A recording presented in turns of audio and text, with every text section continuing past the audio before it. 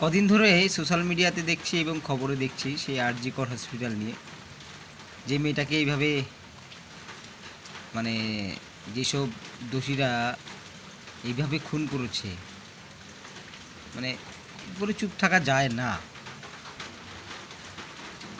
ভাবতে পারছেন, আমি কালকে যখন একটা ভিডিও দেখলাম যে ওখানে আমাদের দেশের মুখ্যমন্ত্রী উনি বলেছেন যে তাদেরকে 10 লাখ টাকা দেবে।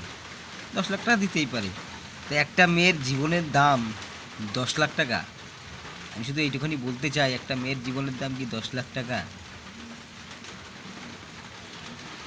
আচ্ছা, আপনি বলুন তো, যে আমাদের এই ওয়েস্ট বেঙ্গলে কত মেয়ে ধর্ষিত হয়েছে, কত মেয়ে খুন হয়েছে? আপনি কি এরকম টাকা দিয়েই যাবেন? মেয়েদের কোনো স্বাধীনতা থাকবে না? আর কতদিন মেয়েরা এরকমভাবে ধর্ষিত হয়ে যাবে, এরকমভাবে খুন হবে? আর কতদিন?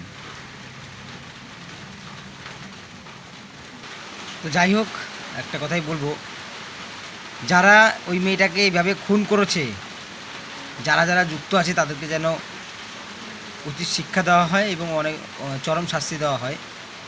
আর আমরা গর্বিত এরকম আমাদের দেশের মুখ্যমন্ত্রীকে পেয়েছি, সত্যি, যেখানে নারীদের কোনো সম্মান থাকে না। সত্যি গর্বিত। ভালো থাকবেন।